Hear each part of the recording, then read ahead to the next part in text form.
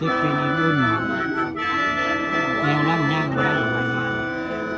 ไปหาหมอก็บ่หายเลยมาเอายาบุญทนมายาเสี่ยงอยากซามูไรเลยมันดับซามูไรนี่ตั้งขึ้นมาได้เลยเพียงว่าซอกพีซอกซางเลยนะซีดีซีไฮแต่ตั้งดับซามูไรไว้คือบดีนะบริเสียงไข่ในมือเสียงดับซามูไรท่านั้นคือบอกแค่นี่จ้ะที่ส้ม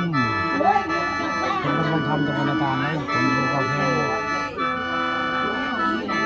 ผมว่าผู้จ้าผู้ไทยทำนี่ก็คือผู้ข้าพาและข้าพาสมเนี่ยผมว่าผู้จ้า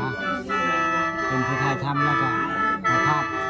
ให้พี่น้องมาบึ้งมาชมกันง่ายๆเป็นเรื่องในสายนางโน้นี่ละ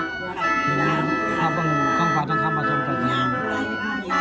การเยียวยาของยาบุญทนอายุ93 ปีมาเยียวยาบุญไทยเก็บเป็นรุ่นหนึ่งคนเข้าได้มือยาวเสียงดังทราบอะไรเนี่ยบริเสียงไทยบ้านเสียงเชียนเงียบไปเพื่อนมาคุยเยอะได้บ้านนี่เป็นชาวเมื่อยบ่มาเพื่อนเอายาวต่อพี่ชมเมื่อยเองเนาะโมเคนมันก็เมื่อยเองยิ้มเลยใจผู้ข้าได้เลยก็ได้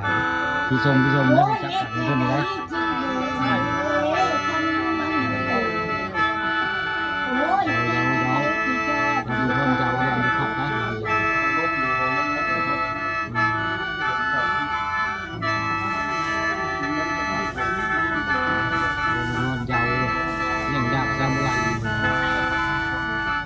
พีให้มันพีตะนวดเจ้าเลยพีตะนวดคนให้ไม่ได้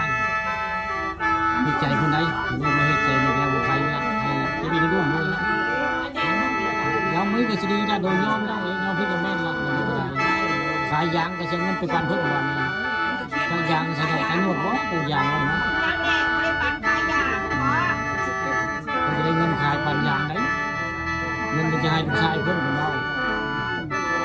ลูกชายตำรวจคนไทยเป็นมันยิงเครื่องผู้ชายเครื่องคนจะให้คนนั้นกัน